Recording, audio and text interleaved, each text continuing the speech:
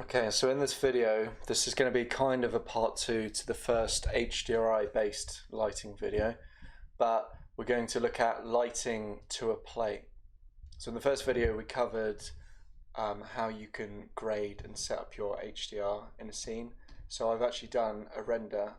So if you've seen the videos before, we took an HDR from the very base, so not in the correct rotation, it's slightly bright and needed grading and rotating, and then we slowly refined it.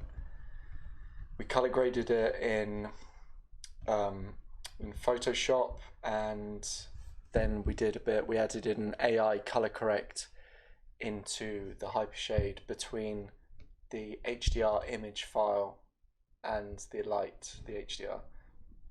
So now with the geometry turned on, it looks something like this. And so you can see what's going on, I've left on the shadow casting geometry. So when we come to separating render layers, we would have to turn off primary visibility for these particular objects, these grey ones you can see in the front. We do have extra CG on the left hand side, but this render's just incredibly dark at the moment. But as explained in the previous video, it's our primary interest was setting up the HDR just to look like this one below, so we know it's going to give off the same sort of colors and reflection as was taken in our plate. I know not everyone has this, but this is the process we've followed because we have the HDR. If you do not have an HDR, I guess you'll just have to look at your plate and then decide, what HDR from online, or if you create your own, what HDR will give you a base amount of lighting and shadows.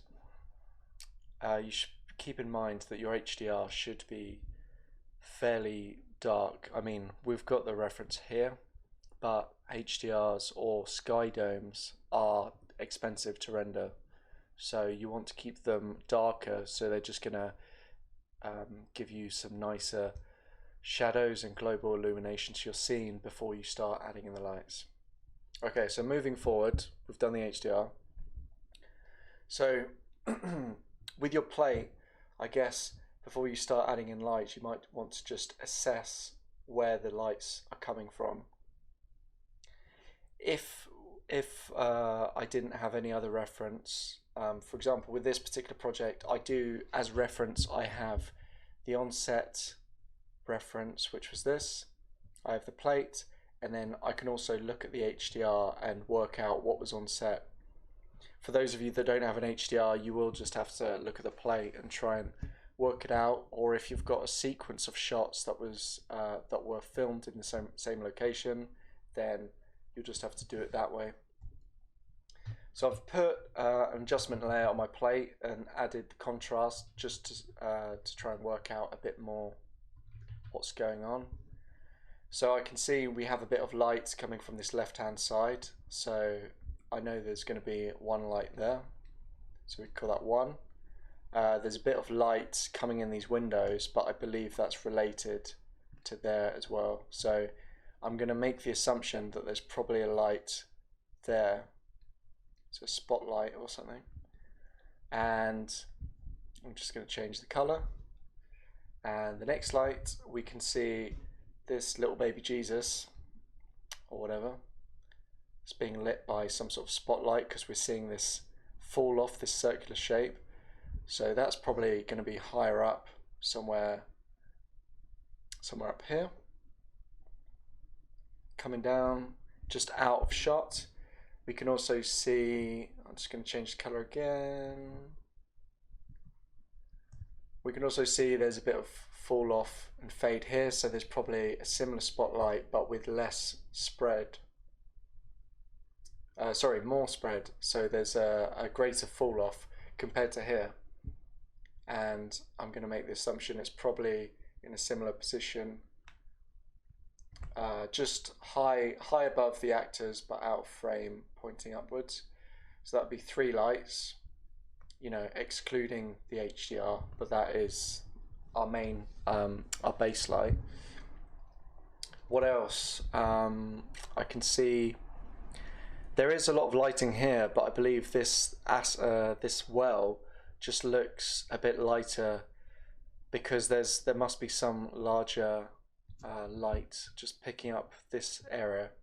So I think there's probably just going to be some. Oh, I didn't pick a different color. There's going to be some other light going on to pick everything else up. Cool. So let's just assume there's some other light hitting that area, and it's probably out of frame.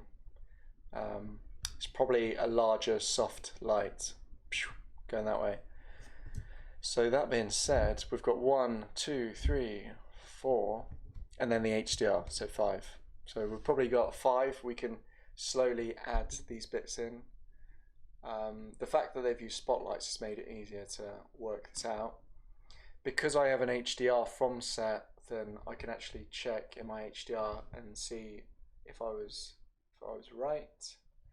So I'm just going to quickly draw over these. But you can see on the left, so it's a bit weird. We're looking at a 360 image, but it's flattened. But as you can see in this side pathway, we have a small spotlight, and that is casting light onto this door frame, but not really onto the set, just this door frame. It's also highlighting this window there. So we could probably put a light in Maya in that particular area. We also have these, so that would be light 1, and then we've got a spotlight at the back, this sharper one, which I believe is lighting the baby and the actors. And then we've got light number 3, which it could be a spotlight, I can't really make out, but that will be number 3, and I believe that is lighting this house bit that's on these stands. And then number 4, we can see in this HDR that what they've done is they've got a light, and they're hitting this light against this big white sheet, which will just create this ambient diffuse lighting, you know, which is pretty cool. So we could put a polygon plane in Maya with a white surface on. However, doing things like that will remove contrast and just it'll remove the saturation as well from textures. So that's something to keep in mind. But we can see the lights here anyway. So we've got 1, 2, 3, 4, and then HDR. So looking at my drawings on top of the plate, I think that's about right. Although this light number 4 that I drew out, I guess that would be this generally large diffuse white sheet. Cool. So going back into Maya, what I've done is I unhid all my geometry. So I've got some objects in there which are for shadows, as I mentioned before, but I've put them in so I can start to position some lights, and I'll have a better reference point of where they should go. So what I'm going to do now is hide my spheres. I'm just going to put them on a different display layer. So I've selected them, then I can click this button here, which is add selected objects to a display layer. I'll rename this I don't know, HDR bits, because that's all I was really using them for. Although this one will be useful, this onset reference. Okay. So what we could do to start with is we could put in one light. So let's go to Arnold tab. We could put in the spotlight to start with. So I'll go to area light and go to my perspective, and let's lift it up. So this scene is set to pretty much real world scale. So for example, this door archway there, that's about 7 foot, I think. So maybe 7 to 8 foot. So it might be slightly larger than real world scale, but I was not there for this, so I don't know.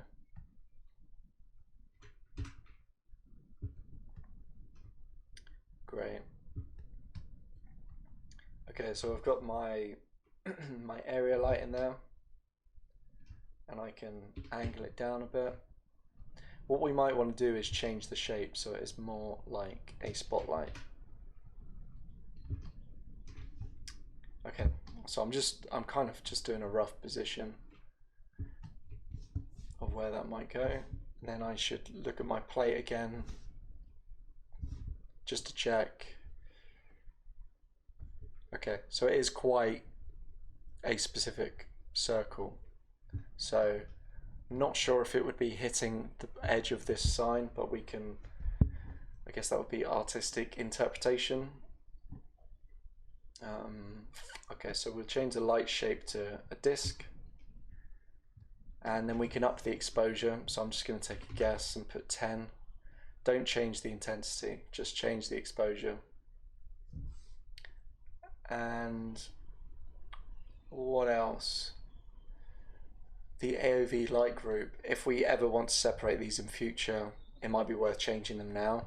So we've created this light, so what we could do is, because we know this was on set, we're going to keep this one. So I could call it Spotlight 1, and then I could also change my AOV light group on that light to be called Spotlight 1. So I know, okay, this is the light which is aimed at the baby.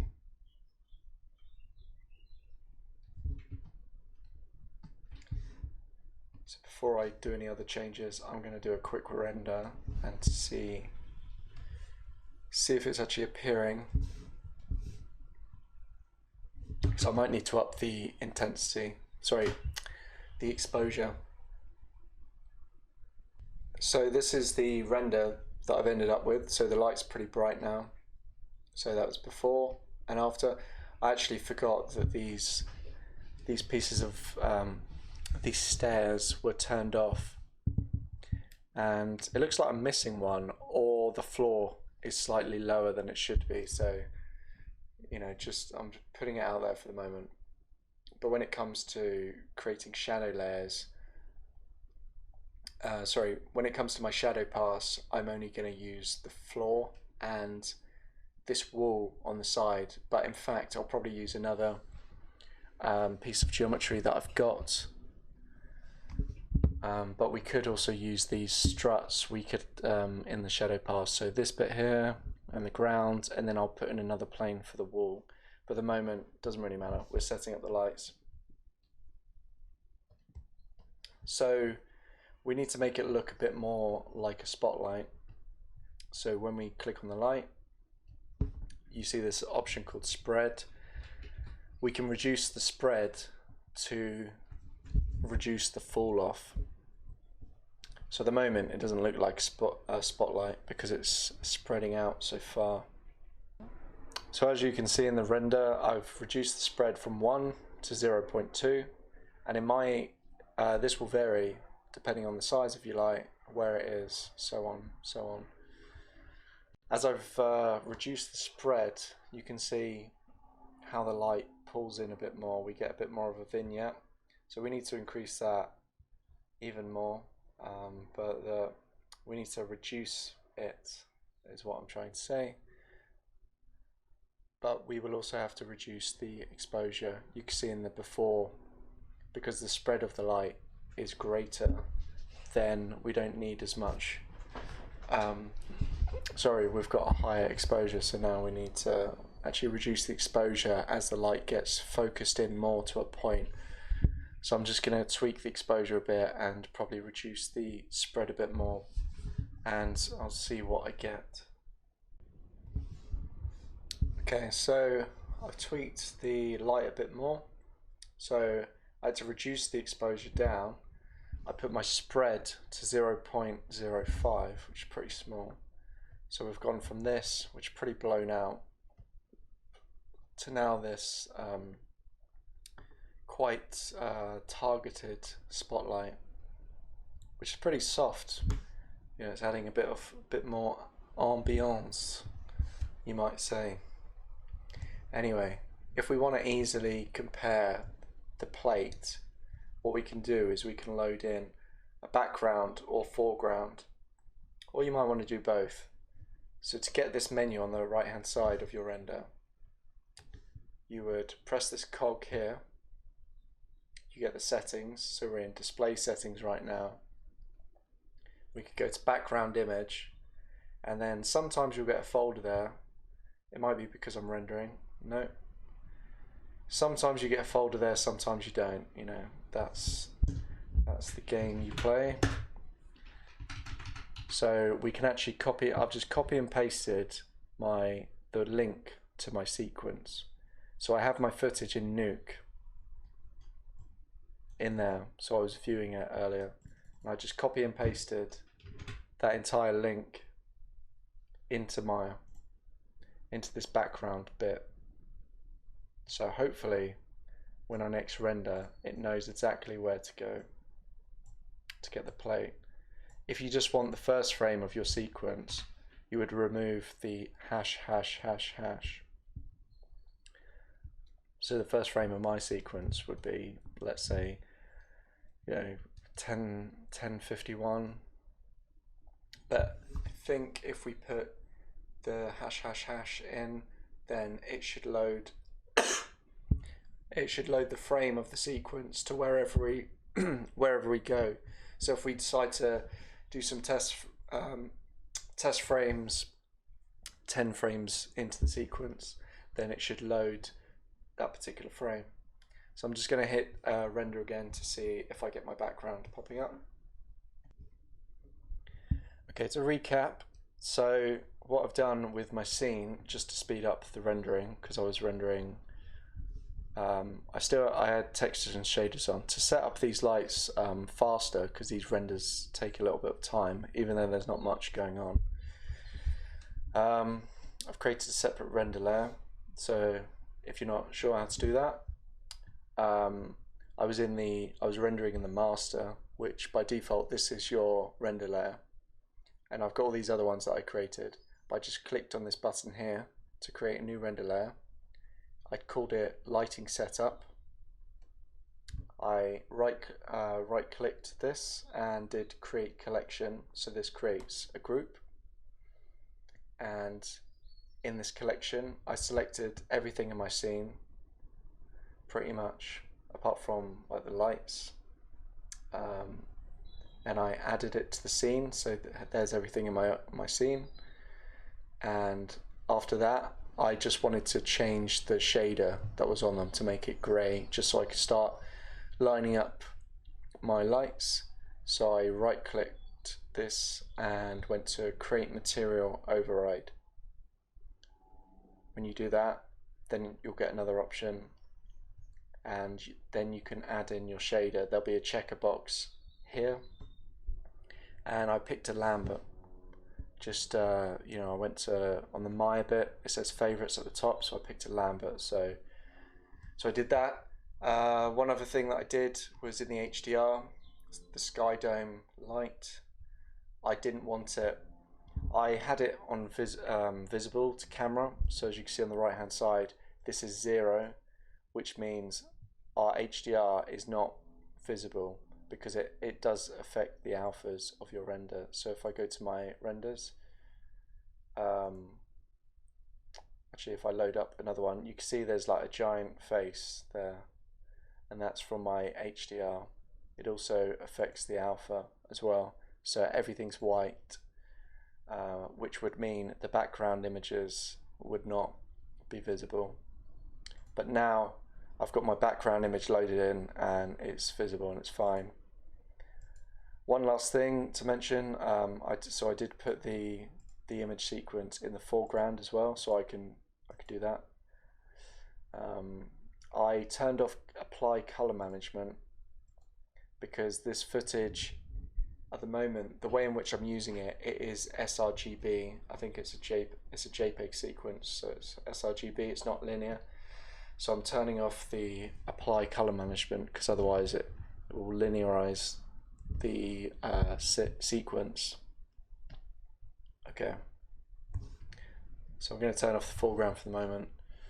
So this is where we're at. So I could hide some of this geometry if I feel it's getting in the way, but I'm just going to quickly compare. So to where the lighting is. So I think I need to angle my light a bit more. So I'm looking at the spotlight area. So I need to angle it up a bit more to hit where that baby would be and increase the intensity slightly. So I'm going to go back into Maya and just do that now. Okay, so I've rotated the light, but I'm not so keen on doing this like rotate back and forward. It just seems a bit tedious. Like I think the location of the light, the spotlight, is probably fine. I just need to pick somewhere in between. So what we can do is if we like where the spotlight is, we can actually create some sort of minor control to aim the spotlight, because I know approximately where it should be. In an ideal world, we would probably do this with, when you create a spotlight, when it's at the origin, then I would say just drag it in one particular axis, and you want it to be exactly facing a locator. In order to do what we're about to do, create a locator. So to do that, hold space, go to create, to locator, and you'll get an object that looks like this, if I can see it, tiny. I can't actually see it in my scene. Oh, it's because it's not in the render layer.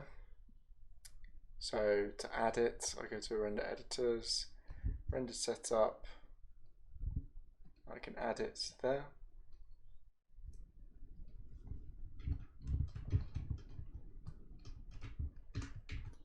Still can't see it. Good. Doesn't really matter. It's just a point in space. So anyway, what I want to happen is I want this spotlight to be constrained to this locator. By default, the locator will be created in the origin. So if I go to the channel box of the locator, it's at 0, 0, 0, everything. So what I could do is I could actually reset my scale first for this light. So in order to do that, to make it sort of one with the locator, so it will be aimed exactly at this locator, we can constrain it now, but what will happen is this light is pointing somewhere towards this sign.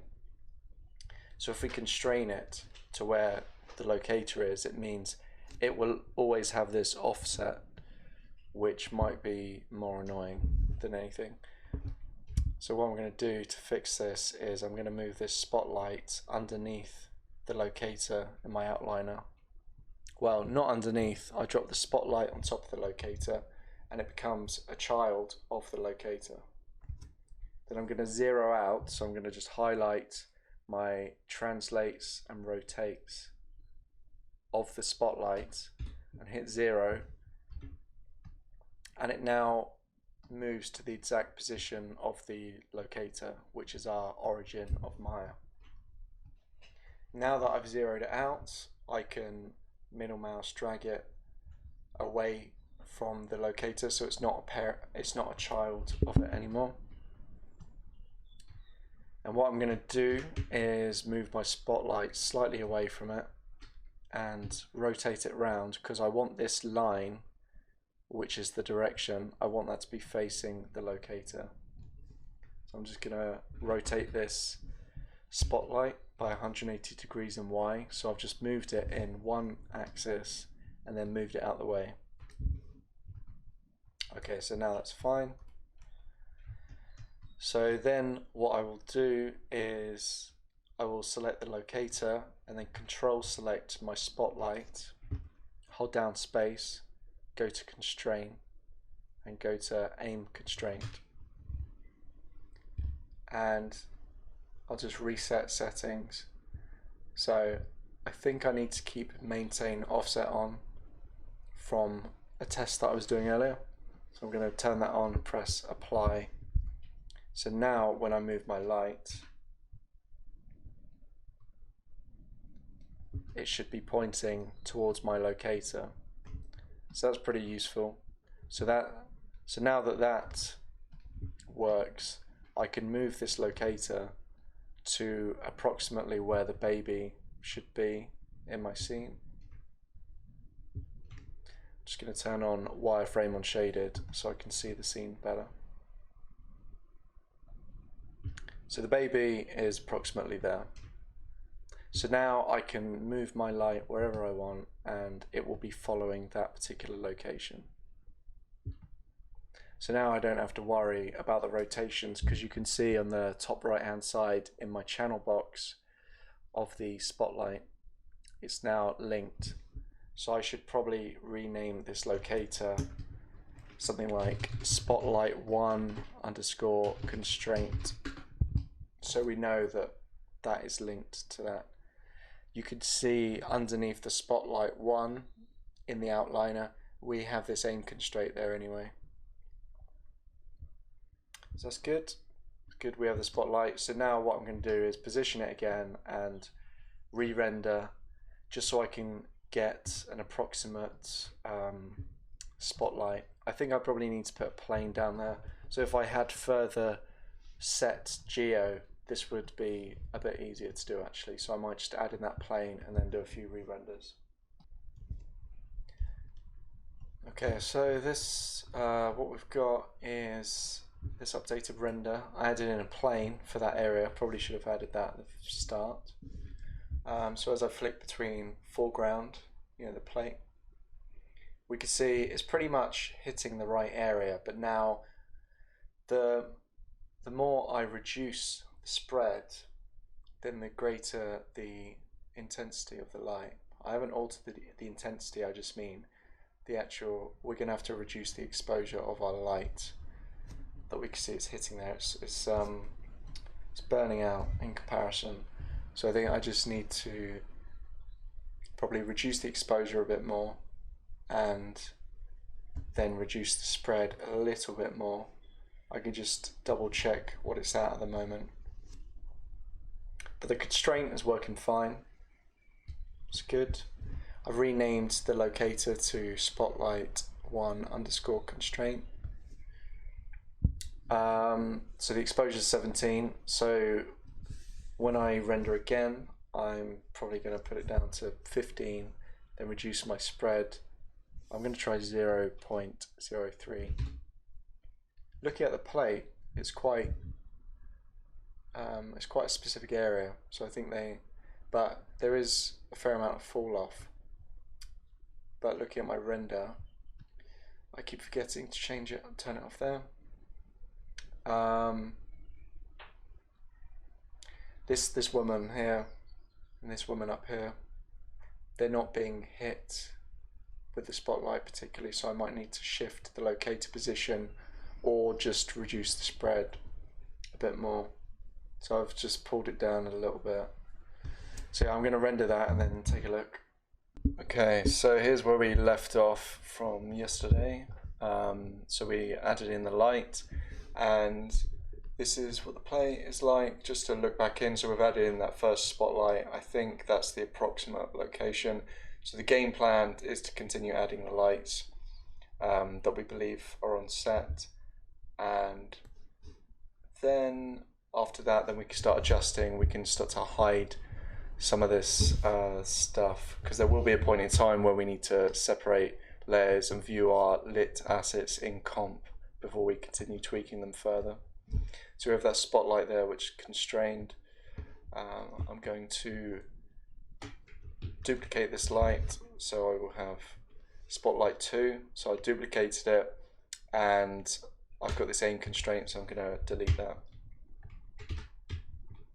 And because I like the constraint, it's pretty useful, I'm going to make a new one. So I'll create a locator. So that create? Nope.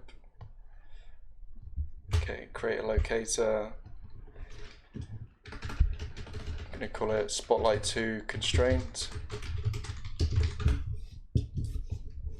And I put my Spotlight 2 into, drop it on top of the new constraint.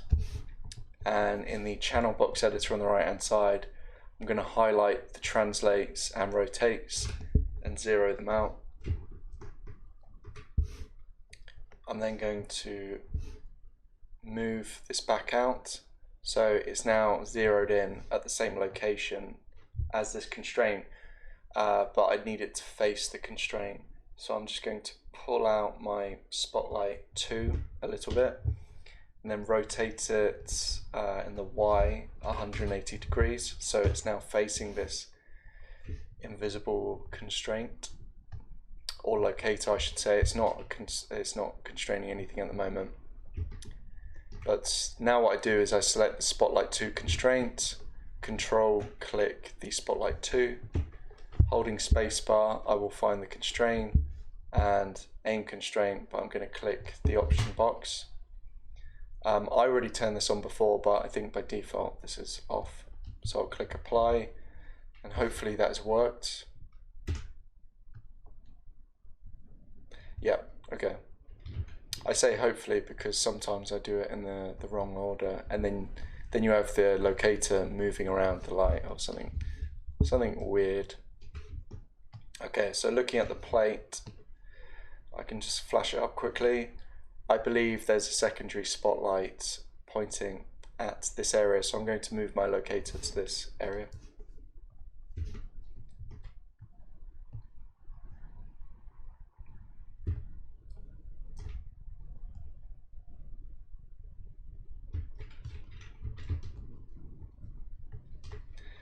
I'm going to hold down V so I can use the snapping, just so I can get it nearer to the position I want. So I just snapped it to that corner. So whenever you tap V or hold it down, you'll see at the very top menu bar there is a magnet, so that's snapping to vertex.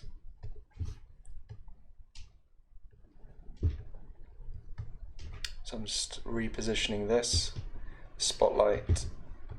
So it's going to be in a similar location to the other one, slightly higher. And luckily enough, I do have the HDR for reference, so I've brightened it in Photoshop and I can see they are in a similar place, these two lights. That's pretty useful to have. Okay, now I'm going to go back and render a frame. Okay, so this is rendered and you can see that's what we've got. So let's do it before and after. So that's before and after. And so you'll notice that this new spotlight is hitting our sign, which is the CG addition. So that's okay. I mean, we're going to get this sharp shadow across there. So we just have to keep that in mind because the plate that we're overlaying it to obviously has this quite diffuse lighting there. So if we wanted to avoid this particular shadow, I mean, at the moment it's very harsh, so we need to soften it. So in order to sell that CG object being there, we would probably want to, I think what I will do is actually angle the light so it's higher, and then I'm going to reduce the spread out because this is not harsh, this is very soft. So even if we have shadow casting from our sign, then we don't want it to be incredibly harsh. We just want it to be a light effect if that is the case. So I'm just going to reduce the spread and possibly increase the size a bit, and I'll re-render and come back. Okay, so that's nearer to what we want. I think I said reduce the spread, I meant increase it. So I keep getting confused with what I'm saying, but I just wanted to make it less defined as with the spotlight down here. So looking at the plate again, we can see it's got a nicer fall off there. That's not too bad. The shadowing casting from our sign is not too bad. So these are all things to consider. I think I will reduce the spread. I changed my spread. It was on 0.03. So now I've taken it to 0.1 to give us this greater fall off. So I would probably want to meet somewhere in the middle, so I could lower this back down again. So I'm gonna just do a quick render of that, probably take it to 0.08. So after changing the spread, this is the result. So let's do it before and after. So we're pulling it back in again. Let's take a look at the plate again. I should probably load it into my foreground. I realized I haven't done that this morning, so I need to reload in the sequence there and in the foreground rather than flipping between the plate. I turned off the contrast. I had a brightness and contrast added in Photoshop just so I could locate where I thought the lights were actually positioned. So for the moment, I think I'm going to leave that there. If I want to get rid of this shadowing effect a bit more, I can just raise the spotlight in my scene as well. That's not too bad. Okay, so I'm going to save a snapshot of that, and then for the next light that I will add will probably be this side light. We can see there's a bit of light coming in here, but it's not particularly affecting the scene. But we do have these highlights on the windows and doors. We're not CG replacing them, but it would be worth putting a light in there just so our CG floor will be lit a bit. The actress, or both, sorry, there are two actresses that come through this door that I'll load up in a bit, but we can use them as reference for the lighting of that room. But the lighting on them is pretty dark, so we should probably keep that room quite dark, but I'm going to pop in that light. So I've just duplicated my spotlight 2, so now we have spotlight 3. Before I do anything further, I need to change the name in case I want AOVs, in case I want light groups. If I want to separate the lights, I just need to make sure whenever I'm duplicating or creating a light, I need to change the name of this AOV light group. So it's probably just a good practice to keep doing that, even if you're not sure whether you want to separate the lights in your render or not. Okay, so I've changed them, so because these are being used as spotlights, that's why I'm keeping the names like that. So I need to snap this into my room. So I was holding V and then I just dragged it into the location. Now there is a polygon here, like a flat wall. So that's where we can take our own artistic interpretation, because we can't see it in the plate, and this particular VFX example is only one shot, so we don't have a sequence of shots that you would get when working on a film or a TV show, so we don't actually know the layout. But that's something to keep in mind if you're working on a short film or an actual film, TV show, whatever. Then you want to probably watch your raw footage first, so you can actually tell, like, oh, is there meant to be a window here, or is it just a wall? Because then you can actually light your scene, give it an initial lighting setup, and then further alter it on a shot basis. Okay, so I'm angling this a bit down. I might want to add a constraint, but I'm going to do that there for the moment. I'm not going to change any settings, so it's got the same settings as spotlight number 2. And I'm going to hit render and just kind of hope for the best. I am quite a fan of using the constraints, so I might just have to add that in a minute, but I'll just see what it looks like first. Okay, so this is where I'm at with the render. Sort of popped in the light, and that's the result we're getting. So let's compare it to the plate. As you can see, this wall is not exact for what we have, but it's good sort of reference point. So the only thing I'm really concerned about is, well, not the only thing, but what I'm particularly interested in would be this this lighting of the floor there. So when we look in the plate, we can see we have this highlight here, which I believe is coming from the light. We can actually see it in the HDR, as I've shown you before. So there, I believe that is actually affecting this and this bit here, because we're getting a very like slither of light coming through from that area. So what I would like to see is just a bit like our CG floor, as you can see, is going to start there. This grey floor has a lot of shadow on it at the moment because of it's not actually at the right height at the moment. Can't remember if there was a reason behind that. But yeah, our rendered CG floor is just this bit, so I just want the light to be coming across and hitting this door in a similar frame, in a similar way. Just to reiterate, this door frame is not being rendered, it's just this bit. Okay, so that being said, looking at the plate, where's the plate? Yeah, I just need to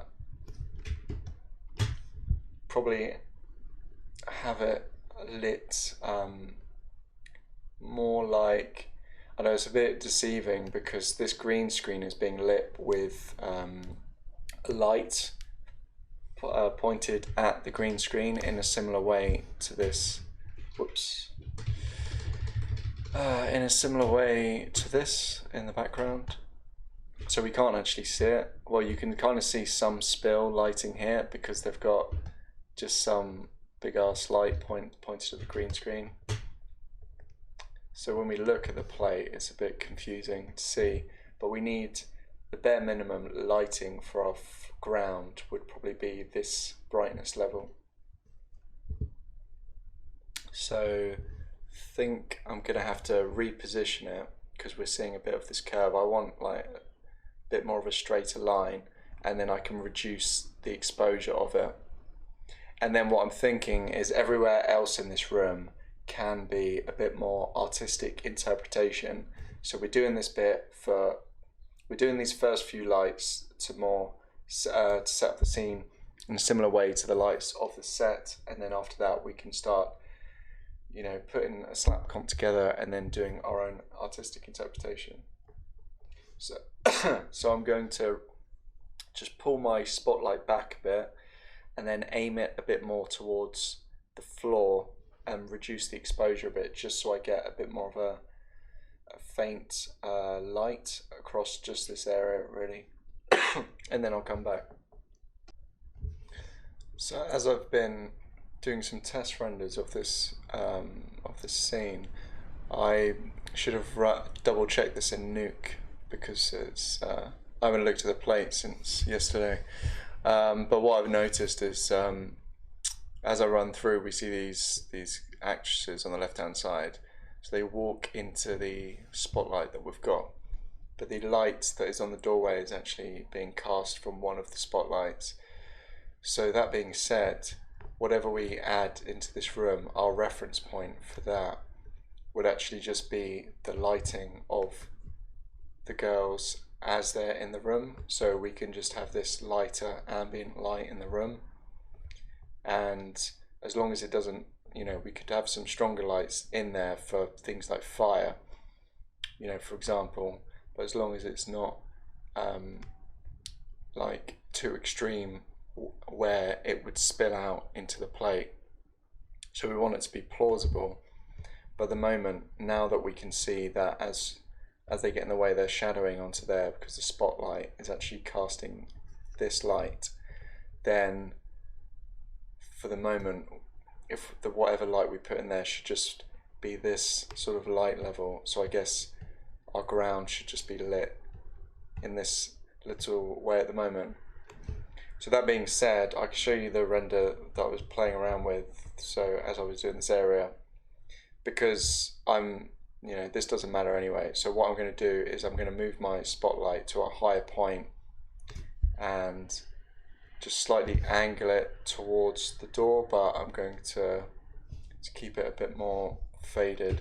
So at the moment, that's the positioning I had for it because I had the initial understanding that the spotlight that I can see in the HDR was pointing down.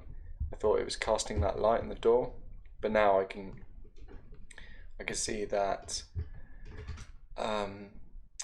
that's actually coming from one of these lights here. So that's worth noting, because then we can change the spread of one of these lights. Like if we were changing this archway in CG, then we could take note of that and then adjust our spread on one of these lights, or possibly add in another light,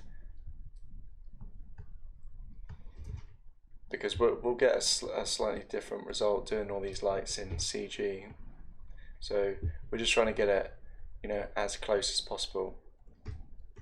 So for the moment, just to light up this side area, I'm just gonna, it's not directly angled down, we want some sort of shadow casting, you know, with our brickwork and stuff, but we can't see too much going on, if that is our kind of reference.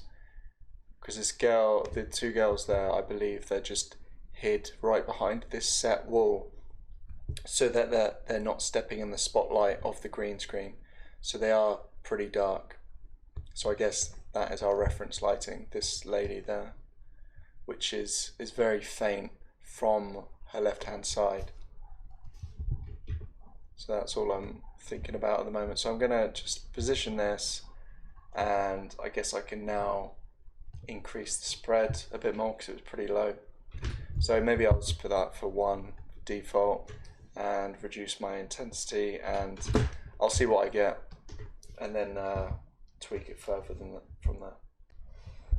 Okay, so here's the update of the lighting. So it's very light, very subtle, I should say, but we can see it's starting to define our blacksmith. This is a blacksmith furnace and an anvil, and the wood, sorry, not wood, these stone floor tiles. So I would say it could possibly be reduced a little bit more. All I've done is I changed the exposure to 13 and changed the spread to 1. So the before, that's when I started adding in that light, and then after. So just looking at the plate, just going to stop that, save a snapshot. Looking at the plate, you know, as I said before, I'm kind of looking at this lady here. So she's got this very subtle highlights. It's a nice bit of ambience, and then I guess the only other reference would be that floor area, I guess around here.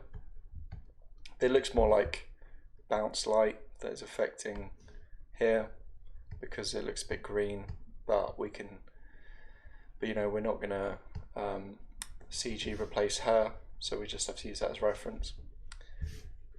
So I've saved the snapshot. I can show you the positioning, you know, it's just up there. Just change the spread and exposure.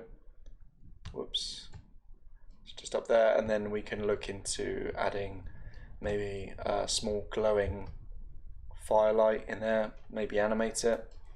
Okay, the next light in the scene, let's look at the plate, would be, I deleted all that drawing that I did, but from the HDR I can see it's this. So we can create a very diffuse area light to get this similar result to that, and that should hopefully pick up the rest of our assets that are in the scene. Or actually it's the sign, and hopefully these back walls. So we need to create another light. So I might as well just duplicate another one of these lights, because I'm going to change it anyway, change the shape. So I'm just going to pick one of them. So spotlight 1 I've picked. Now I need to just remember that to take off the constraint, I'm going to rename this to, it's not a soft box, but I'm just going to call it softbox 1,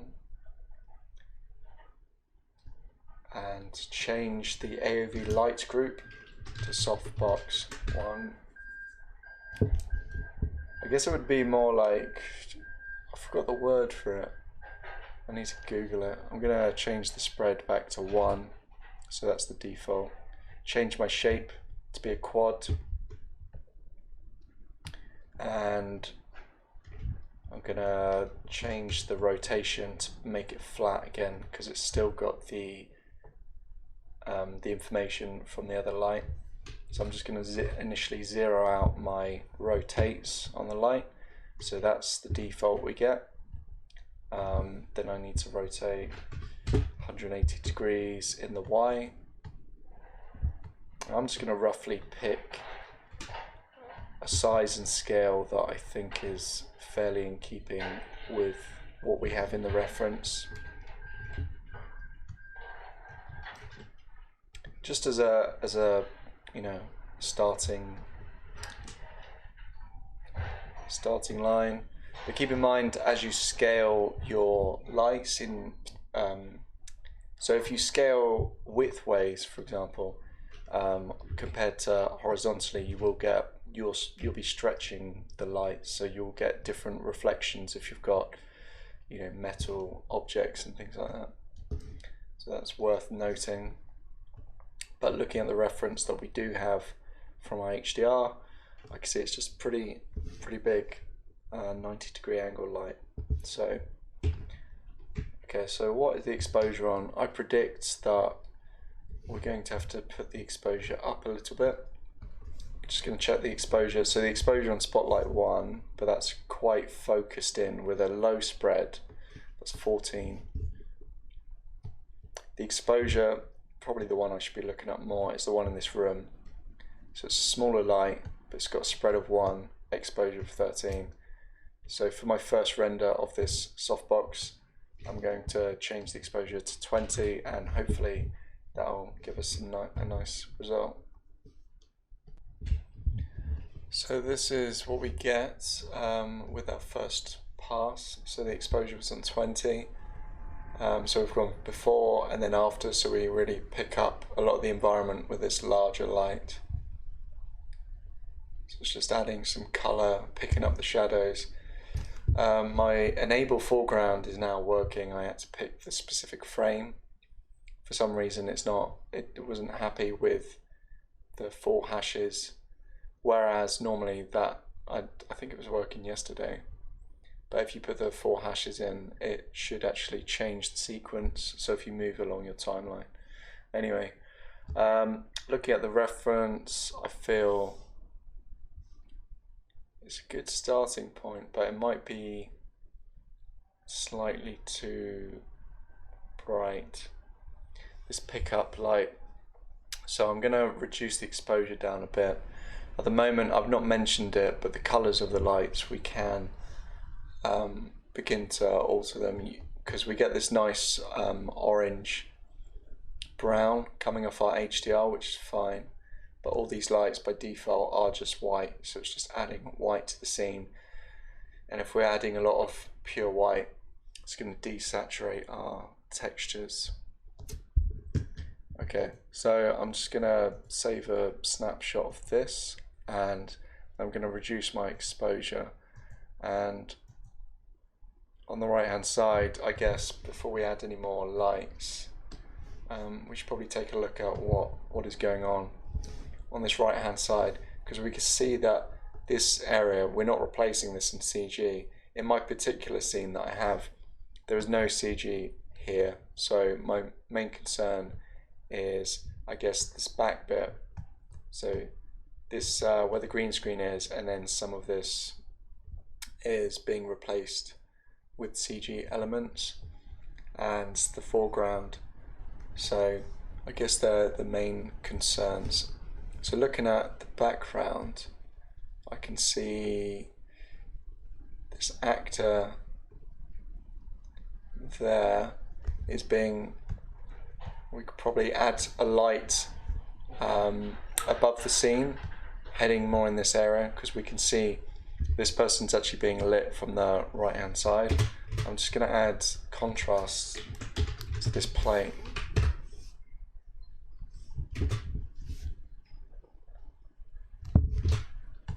A bit more. Okay, So when this person is at that distance, I can see that they're being lit a bit on both sides. So that for the left hand side, this might actually, from our HDR, what we can see in the render so far is, where is the render? Oh, I've got the foreground on. We do have a bit of light coming from that direction, so that might be good enough for our CG there.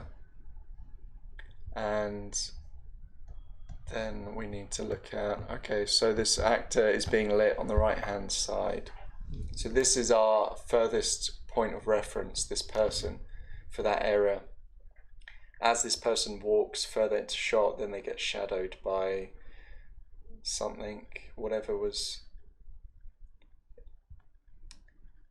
oh yeah, it would be the well. So they're walking, I'm not sure if there actually was anything to the right hand side of set. So they're walking behind the well, so they get obscured. But I suppose some of that light on the is actually coming from that big diffuse light we put in the scene. Oh, there is another person that walks in. But our plate ends around this frame, like 1149. The rest of it we don't need. So I'll just be looking at this section. So based on what I've seen, I think it might be worth adding a light to the right hand side of this particular area of the plate. So I'm going to jump back into Maya. I think what I was saying before was this was slightly too bright, so before I do anything else, I'm going to reduce the exposure of this softbox, I think I called it. So I'll just pull that down by 1. I'm not going to re-render right now, but I can duplicate this. So now it's called softbox 2, and I'm just going to vaguely move it into this particular area.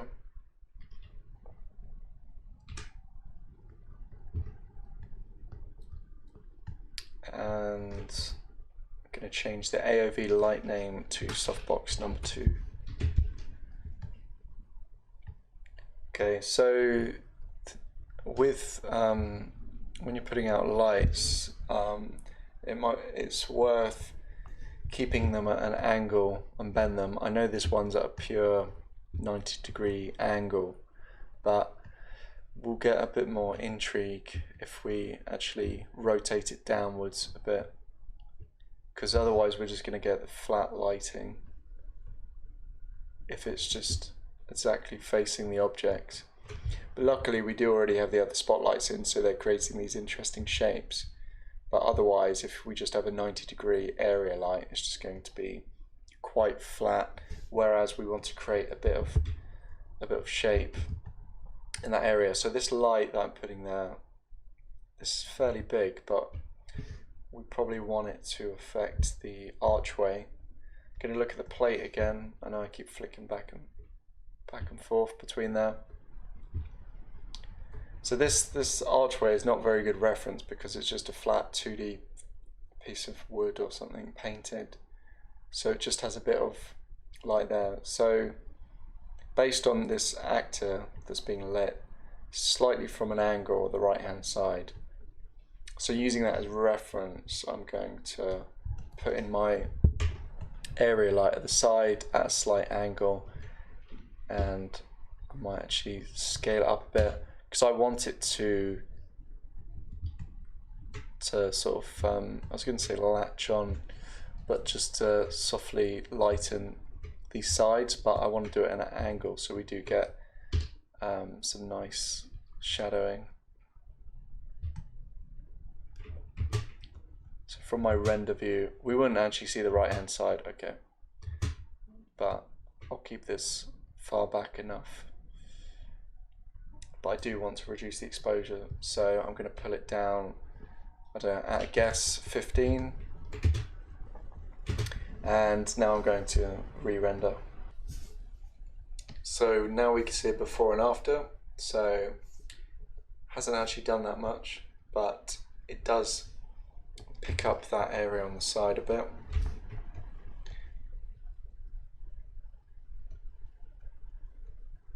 So we've reduced the exposure by 1 on the other area, and then added in that other side light.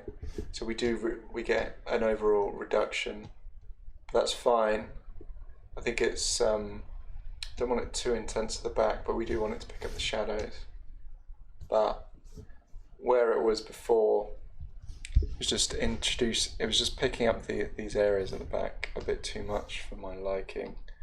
So this light at the side though definitely needs to be picked up a bit more. I wasn't sure how much it would affect that particular area, but this one at the side, I don't want it too much, because then we're going to get this extreme light that spills out, hits the barn, and then the barn is going to go from light to dark, especially because this archway is going to impact that. So if we do an intense light, this archway is going to shadow on there, and because this area is not in camera, then we don't actually have anything there to block the shadows. But I guess in reality this wall would continue further along. So if push comes to shove, we can always put a polygon plane there, literally to just block the light from hitting the barn, or getting the weird single line shadow from the barn, from the archway onto the barn. So I'm just going to render that and see what it looks like. So I've done a test render. I increased the exposure of the right hand side light quite a bit. I put it to 19, so I think it's the same as the back light. But we can see now it's picking up everything a lot. The reason for putting up the exposure so high was just so I can actually see what it's doing a bit more. I think I'll have to resize this particular light. It's pretty massive, but I don't want it to affect too much of the scene, so I'm going to re-angle it and scale it down a bit. I would like it to affect the archway, that area, and the bricks a bit. I think I just need to turn it away. If it's too big, then it will spill a lot into the shadows on that side. So based on the intensity of this render, I think with the shape change, I'm going to render it and see what it looks like, because I know the exposure is not too much. Actually, in fact, yeah, I'll bring it down by 1. So I still want to be able to see what it's doing, but I just want to not affect the rest of the scene so much. So the result of that render we have, so that was before and then after. So it's darkened down a bit, but sorry, that's the most recent render, and then the before. So it's darkened down a bit. If we compare it to what we had previously, like before actually adding in that light, we can see the shadows get picked up, so it is kind of flattening that area, but we don't want the harshest dark CG shadows, so we want to pick up this back area a bit.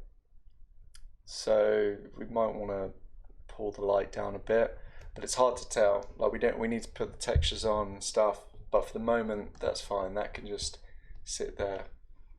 Just so I remember it, I'm going to change the exposure of that softbox light to 17. I could do a quick test render, but for the moment I'm going to leave it, because at the moment we're just putting in the different lights just for that we can see are on set, and then once we do some test renders and put it into Nuke, then we can actually tell what it's looking like. But for the moment, I'm just going to quickly check the reference to see if there's any other particular areas of light that I've missed. So we can see there definitely is a spotlight pointing down in that window, so I suppose this specific light is affecting those windows. But in the Maya, with this version of the project that I'm working with, these windows are actually being boarded up, so we don't need to think about that. But if we were to change this window, then that's when we would have to consider that more. Like if we had glass there, or for example, these aren't glass windows, but we would probably have to light whatever's behind there in correlation with that reference like this, because we do have the reference there. So that's something to keep in mind. So what I'm going to do is I'm going to swap the render layers. Sorry, go back from the one that I called, was it lighting? Lighting setup. Okay, so to recap, this was just a layer with everything in the scene, and just with a material override, which was the lambert, the grey lambert. So now I'm going to go back to the master layer, and I'm going to hit render, and then I'll come back and see what it looks like.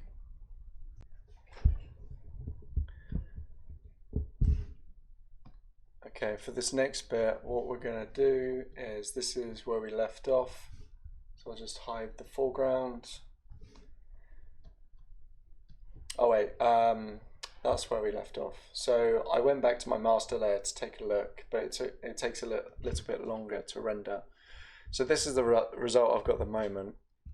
I should probably begin to hide the shadow geometry, and you know, because I've got this base lighting in place, what the plan is I'm just going to add a shader to this shadow geometry, and then what we'll do is we'll break this up into some render layers and get it into nuke, because although we do have the plate in the background here, it might be easier to take a first look. So now we've done like a first pass of the lighting, and then we can take it from there. We'll probably need to add some more objects for shadows or reflections, that sort of thing. But firstly, I mean, this is all right. It's probably darker than it should be.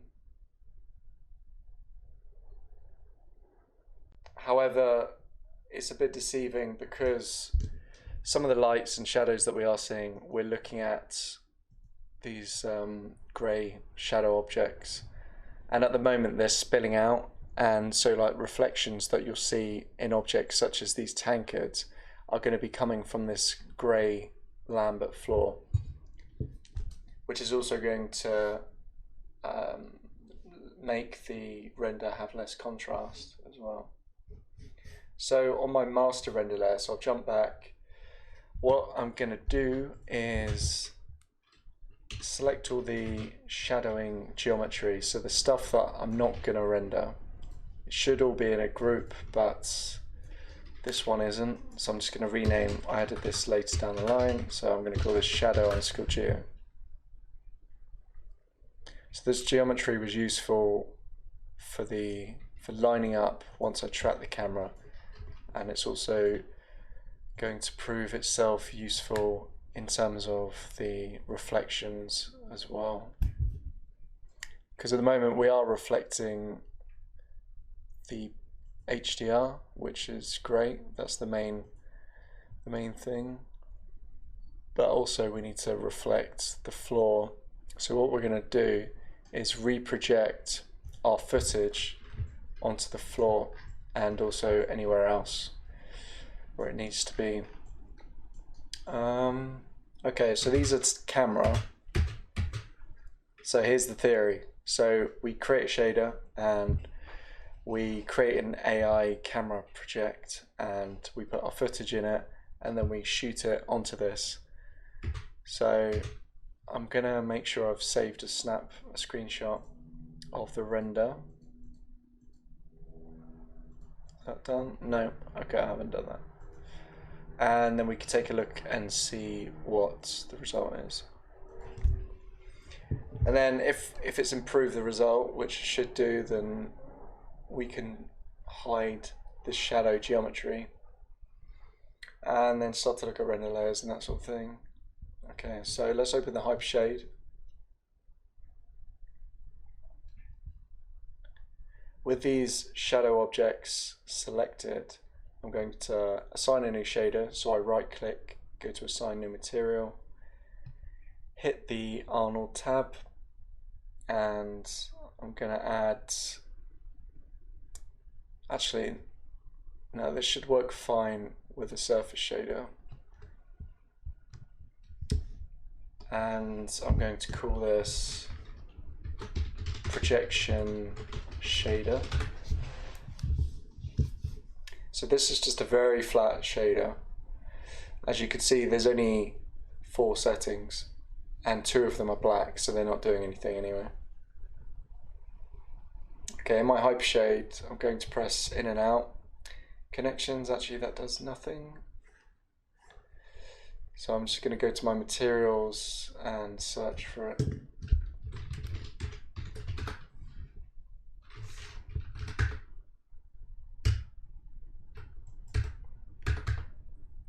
Can't actually find it.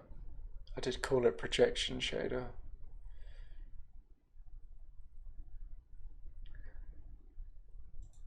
There it is. So I press in and out connections. So here we go. This is our shader. So in order to get the plate in the positions, so the goal is to apply everything. Just realised I'm missing some of the geometry. I'm just going to quickly check that I'm on the master render layer. Okay, I am.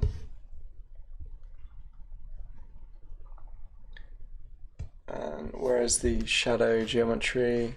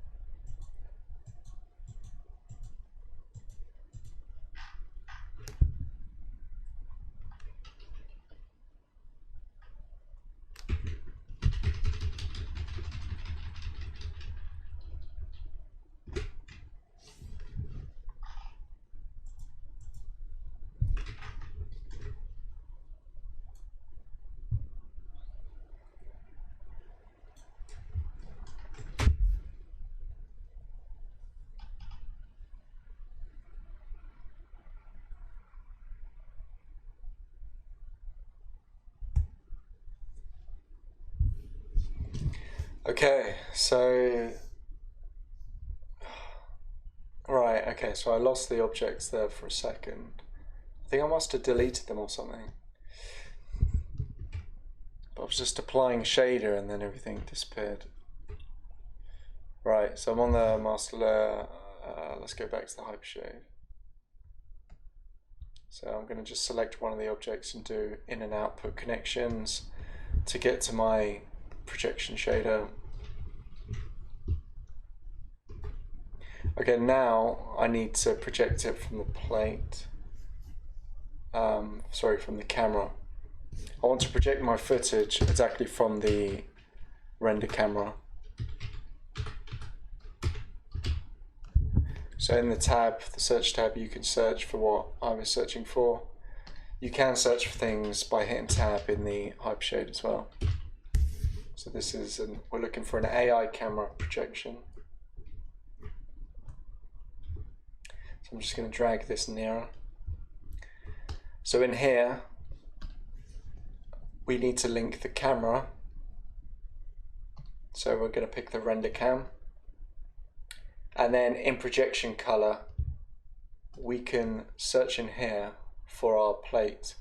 I think the plate should already be in the scene, so it might be up here as well. So I'm just going to take a look.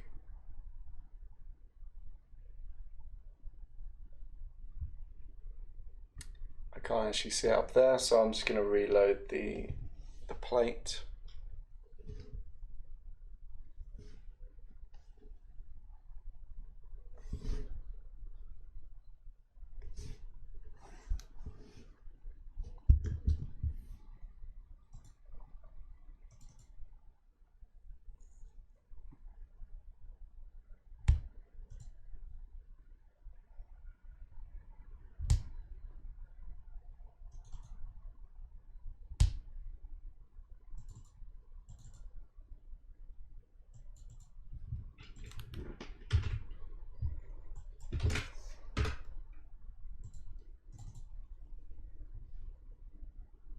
Okay, so that's in there. That's a JPEG sequence, which is fine for this purpose.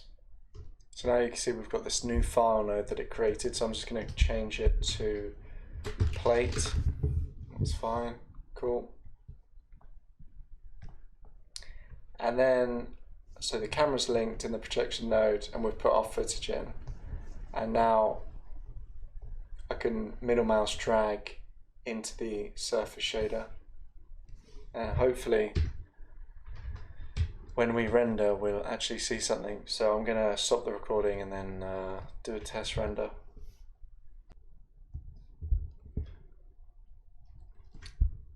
Okay, so after applying the shader, and the render looks something like this. So what's happening now is our shadow objects that I'm calling them, they actually should be called light blockers, really.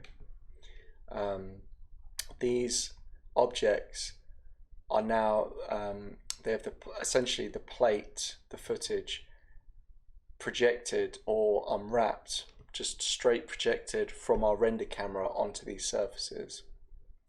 And if I zoom into a particular area just to see the before and after, so now these metals, for example, will be reflecting the plate in that specific area. So that's pretty cool.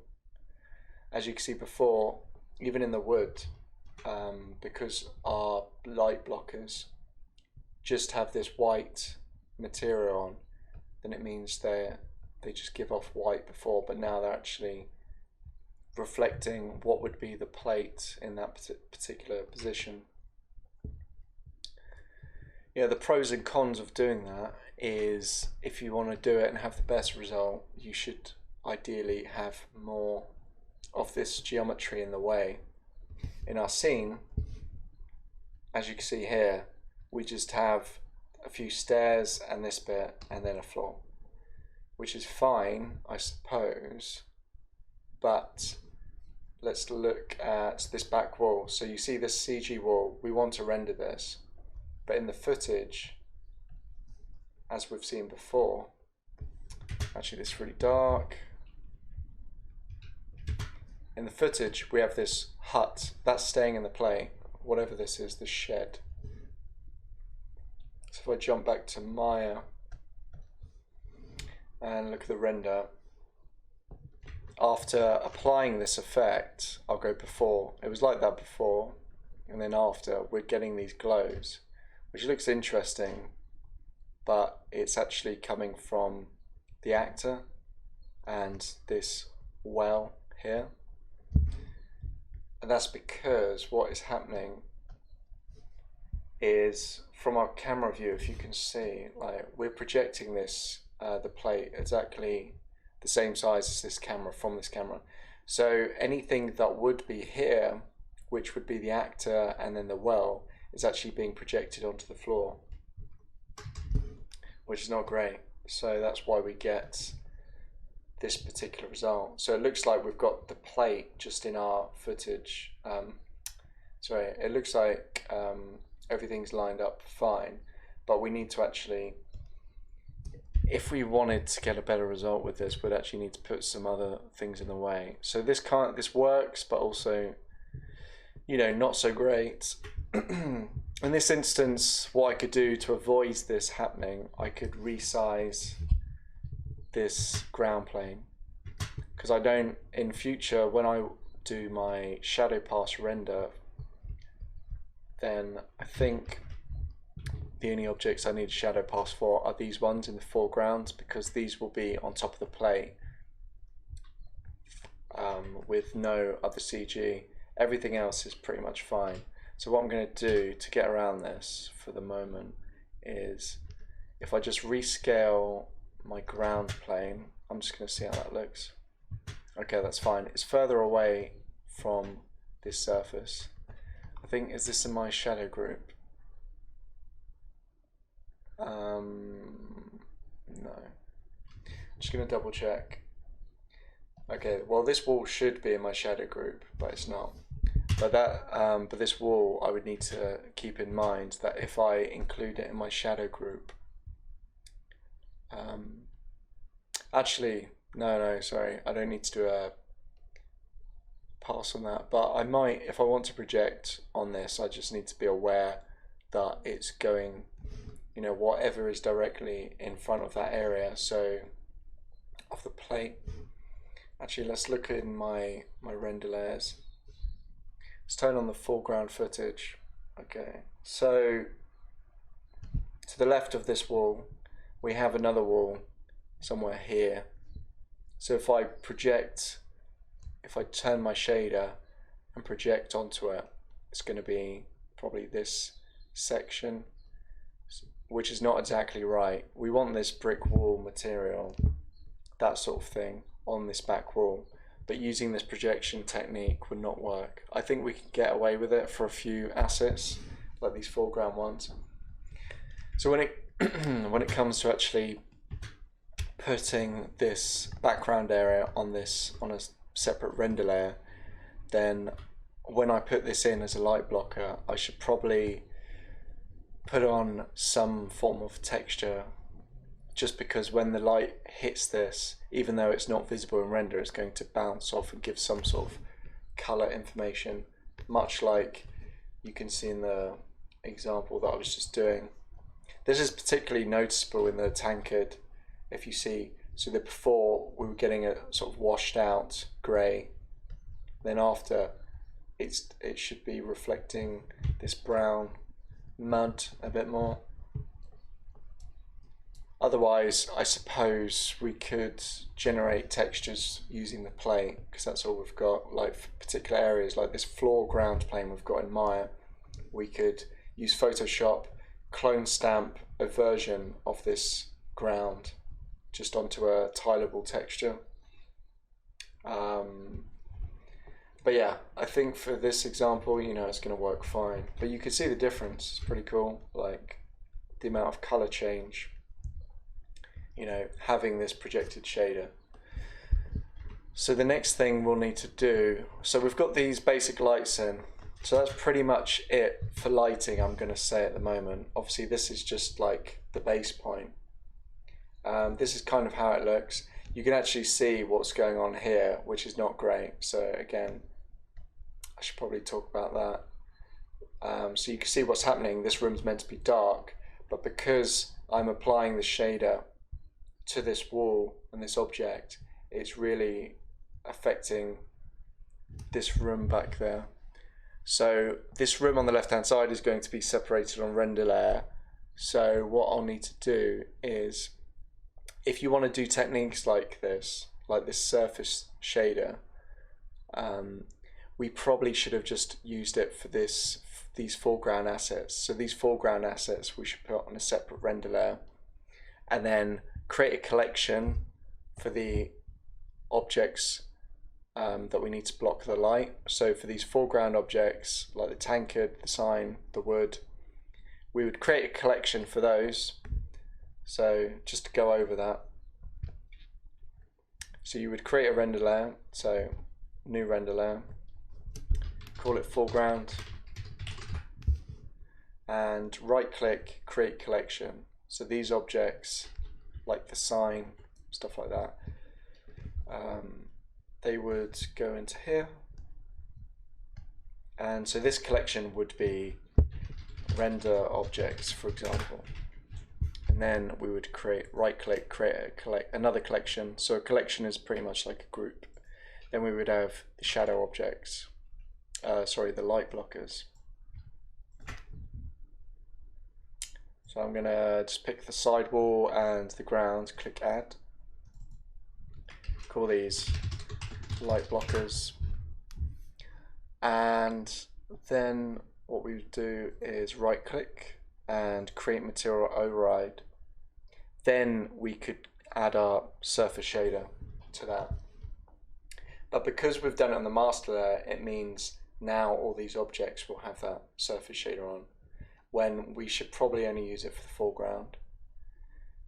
For this room on the left hand side, as I was saying, you can see the devastating effect it's having.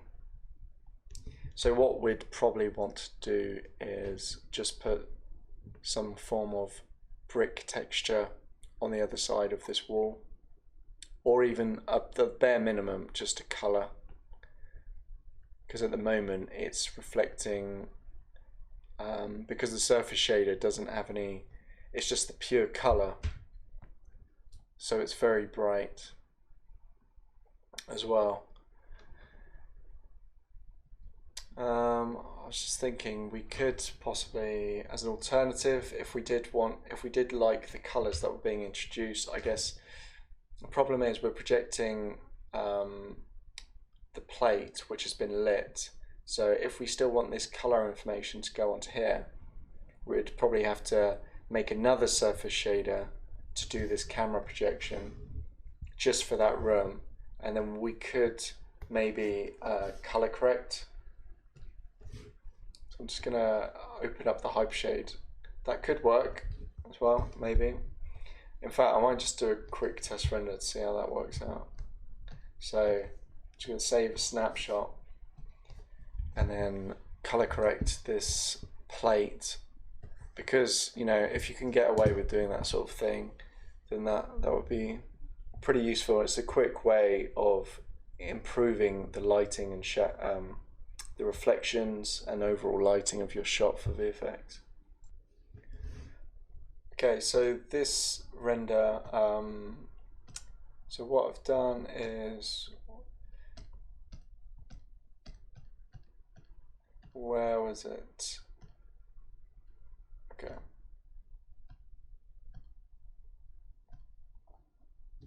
Okay, oh fuck now. Okay, so we have this surface shader render, and now we have this one, which essentially is the same. I think I accidentally shifted a few frames before I hit render, but it's pretty much the same thing. But what I did was, in my hypershade, I added a color correct of the surface shader. So the reason you can see the plate here, as I mentioned before, is because that's now being projected out to the geometry there. You'll notice the wall on the right hand side, we fixed that problem because I was saying that this actor and this well are being projected onto the floor. That is our shadow geometry. So we moved this, we scaled down this ground plane. So now if I look in the perspective, you can see that it's further away, so it's not affecting this wall there at the back. And because our room on the left hand side was being affected greatly by this surface shader, because if you think about it, these actors here with the baby, they're being projected onto this wall on both sides. So in this darkened room, suddenly there's a flash of light because it's a surface shader, so it's just a flat color, and that was spilling and being reflected by the metals there. So as I've reduced the exposure down, we still get a bit of light from it, but we just really want the reflection information. I mean, in the most realistic scenario, like, we would just have a repeated brick pattern of this, so we could make that in Photoshop. We could try and make some simple tiled pattern, for example, or something of a similar color palette to be reflected there. But by using this projection method, it's just a quick way of getting some nice results as well. So what did it look like before? So it looked a bit like this, and now it's like that.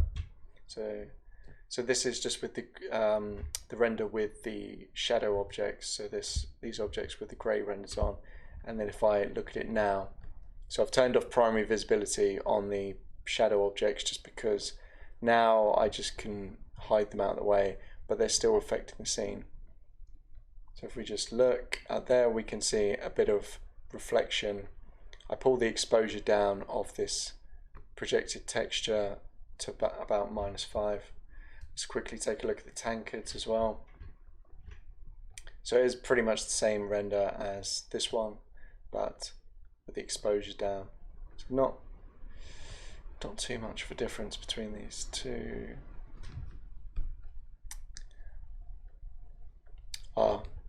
Because I've scaled the ground, I think that slightly affected that. So we would probably have to look at these render layers separately. At the moment, I've just been doing this as an example in the main master render layer, but for each specific render layer that you end up creating, you'd want to separate, you know, you could make bespoke surface shaders for those different areas. Like for this blacksmith room, this current render that I've got, so the shadow objects have that surface shader on it that we created, but then it's got the AI color correct. I'll just see if my hyper shade's up. Nope. Okay, I just need to open up the hyper shades.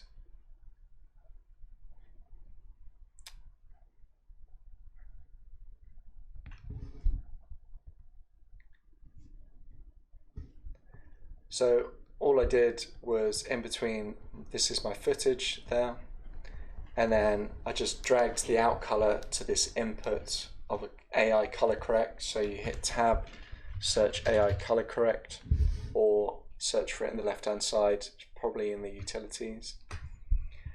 I put that in and then went to exposure, had a play around, and -5 was a bit more in keeping with the plate, but it seemed to work better. So just remember, when setting up this bit, you create the AI projection node and you load in the footage into projection color, and then in link to camera you just search for your render camera. So this render camera is the tracked camera we can see, and then this projection, AI camera projection, is just middle mouse dragged into a surface shader, which you can create in the Maya favorites tab. Very basic shader. It's just a flat texture. So yeah. So for that blacksmith room, that's yeah, I've just darkened the projection shader. For this project, I think we can get away with that sort of thing. So in terms of rendering, I did another video the other day, which was something like Maya tutorial for render layers. Maya and nuke tutorial render layers for controlling lights. And so I don't have that exact setup in here, but that just included the light groups. So in our scene, we were naming all of these all of these lights. We were changing their AOV light group name. So what I'm going to do is I'm going to load up nuke, because I've got some renders of separate layers, and I'm just going to show you how we can alter the lights. So to go over it again, AOV light group on the right hand side, for each light change that to the same name as the light, or at least something that's relevant, like firelight for example. And then in your render settings you need to go to AOVs. In the example I'm about to show you in nuke, I want to rebuild a render but as basic as possible. So I'm going to activate the diffuse, so you find it in the left hand side. The diffuse is pretty much most of the render apart from the reflections. Specular is the reflections. So I activate these two, add them from left to right, and then in the right hand side I turn on all light groups. You can see we've got our lights in there, spotlight 2, 3, and it should just, when you change the name of your lights, it should add them into this list. If you want specific ones, then you would just type them, you would just list them out there. To avoid an Arnold error for any render AOV, so render pass, that you want to render lights separately with, you need to change the driver from this standard EXR with these two symbols to EXR. The only slightly annoying thing that happens when you do this is it will create a separate folder for the lights. So in the common tab we turned on merged AOVs, but these will actually render in a separate folder. So we'll get a folder for each of our render layers, like background, and then in there we'll have our beauty render with all these other AOVs in there. then within that background folder we'll have another folder called diffuse and specular, and in each of those, that's when we will have our EXR with our different lights built in. So it means when we come to comp, we'll have something like this. So these renders here are actually from the same scene, but well, just a different version, pretty much the same. So when you render out, you'll get something like this. You'll get in your background render folder, so in the background render layer, it creates a folder when we do a batch render, and you'll get a node which is the name of the scene. So the scene that I rendered it from was called lighting 001. So if I just read that by pressing a number, this is the beauty render of just the background, and it has an alpha.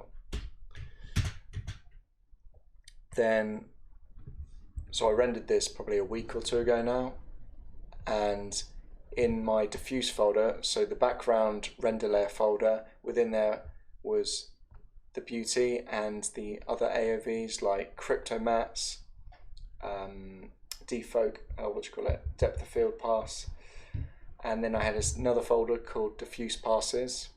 So this is pretty much the beauty, but without the reflections. So, but this one, if we try and read it straight away, there's nothing there.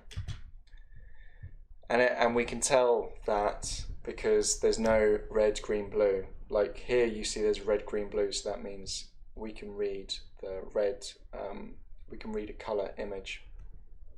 This has the green dot in the bottom right hand side, so if we want to check what's inside it, in order to remove things or extract the passes from in there, firstly we can view them by using a layer contact sheet. So I hit tab, search layer contact sheet, and then click show layer names on the right hand side, and we can see I have a diffuse of just my HDR light, a diffuse of my firelight, and the overall diffuse on its own.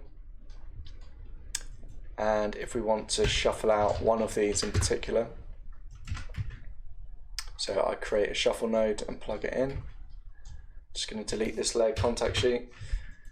I double click on these shuffle, and on the right hand side I'm going to find, so we checked what was inside there, and we can, although there's all these other names of different passes, we know that in this particular file there's a diffuse HDR and diffuse fire. So I'm going to read the diffuse, and I can actually compare this to my beauty. So you can see they're pretty similar. So this is the beauty and then the diffuse. So what we're missing is the specular reflections. So looking at this, we could tell that if we combine our specular pass and diffuse, we can make our render. So we can make the beauty. So we have the beauty here, but we can rebuild it. And the reason for separating these lights is so that we can then control them. So I've already covered this in my other video, but I'm just going to quickly say, so the process would be, you would get your diffuse renders. I've linked them, all these renders, to that area, this area where I loaded in my passes. Then I created a postage stamp node and linked them over here. That's so if I update the renders, then I can just change, I can update these files and they're already linked over this side. So the specular I put here, and if we follow down, I added a shuffle, and you can read that. So that's shuffle, firelight, specular. So I created the shuffle node and picked specular fire. I created a merge node. From my diffuse render, I did the same thing, shuffle, fire. So if I read that, it's very dark, this particular render. So we can see there's specular fire, specular diffuse.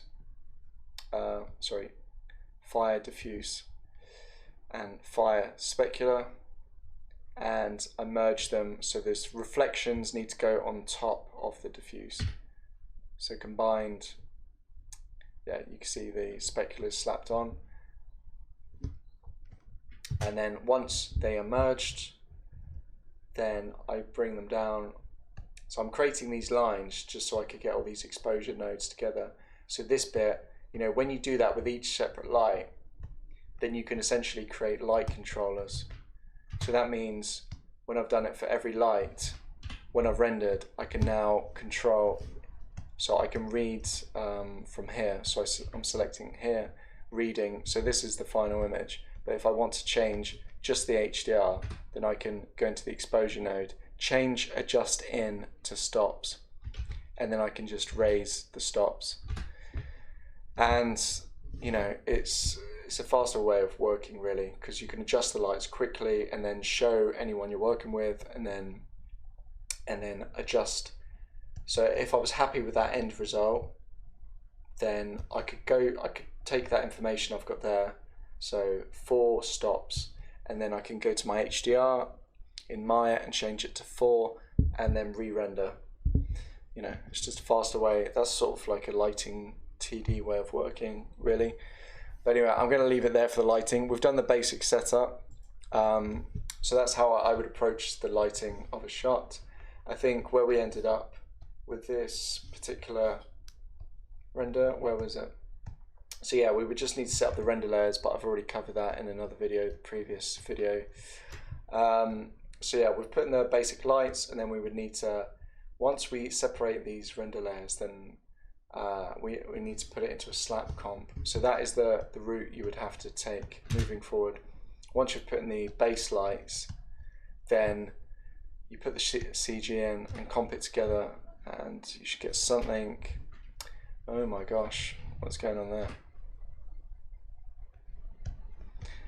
So I put in the Lord of the Rings background just for a bit of a laugh, but the Lord of the Rings might have destroyed my render. Luckily I've got another comp, I've got multiple comps in here. So once you actually separate out render layers, so in this example I've got the background area, the room on the left hand side, then my plate, so the plate goes in the background. There's a key light to remove some of the green screen. There's some roto that I already had, goes into the mask. Then my foreground CG, so the sign and the tankard. So once you've separated the render layers and passes, so I would say like this, then you can look at your overall render, and then you can tweak for each render layer. You can tweak the lights separately without having to sit around in Maya waiting for renders. But yeah, so that was the beginning, and I would just keep repeating that process and then add in further lights as needed. So I hope that was of use.